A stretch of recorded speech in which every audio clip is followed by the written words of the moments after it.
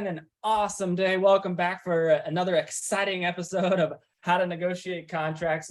This time, we're actually going to be talking about the contract writing and signing process.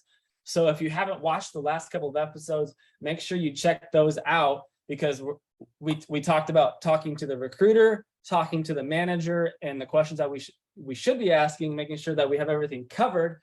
And a lot of what we're going to talk about here is all the fact finding we did prior to getting to this stage. So like I said, up until now, you've talked to the recruiter initially, found out what the pay package was going to be like, what the unit was, those types of things. You've contacted the manager, had your phone interview with the manager, asked all the questions that we went over in the last contract or last episode, and now you think it's a good fit.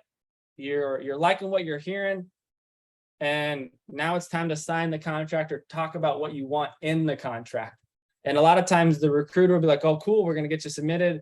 We'll get the contract over to you. Make sure you, like I said in one of the last videos, go back and watch it. Read the contract. You want to make sure you read all the lines of a contract so you know exactly what to expect so you don't get there and feel surprised. I'm going to share my screen. This is actually an example that I used in the previous videos, so it stays congruent. Let me get everything out of the way here. I think that's in your way. There we go. There's something in my way now. Okay. So over on the left side of the screen is going to be your first contract. They send it over to you. Hey, here we go. We're ready to go. We're ready for you to, sign on, get going. So we can start all the pre-qualification paperwork, all that good stuff. So what you see here is your hourly rate, your weekly per diems, and that's what most people stop after they see that. They're like, okay, cool, that's good to go. But again, once we did all that fact finding for a reason. And then in this particular case, there was, when asked the question to the manager, do you have opportunity for overtime? They said, no, we do not allow travelers to do overtime. Now, that might have been a deal breaker for you initially, so you might not even have got to this stage. But if it's not a deal breaker, you come over here and you tell your recruiter, hey, the manager said that there's not going to be any opportunity for overtime. So I want my hourly reduced from, where we at, 62 to 49. And then I want that reflected in my per diems because the pay package is already solidified. It's just a matter of moving the numbers in the direction that you want.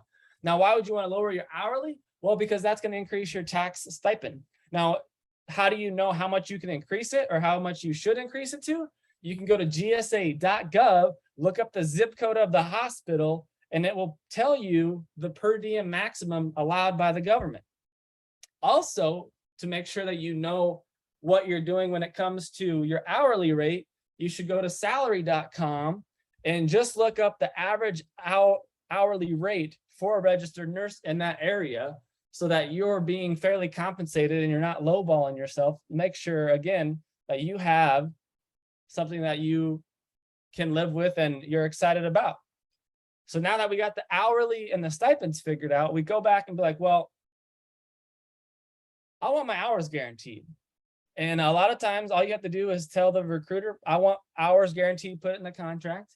And what happens is they'll send it over and the company, the hospital will approve it and send it back over to you, or they won't. So a lot of times there may be situations where they won't approve the guaranteed hours. So that's up to you. But again, I like my hours guaranteed. And in this particular example, in order to get that time off, you first let the manager know, and then you put it in the contract on the days that you're going to need off.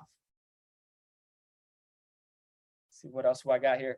And then like at the bottom there, you can see that the weekly per diem was increased, and so was the meal per diem. So again, that's why it's important to not only read your contract, make sure you ask all the right questions, but you do it for a reason. You're not just like willy-nilly about this. If you're going to take this profession seriously and maximize your income, you need to make sure that you know what the heck you're doing and be purposeful with it. Don't just sign on willing, especially if you're a new travel nurse. This right here, this video alone is going to equip you for when they try to lowball you. I'm just going to tell you straight out the gate.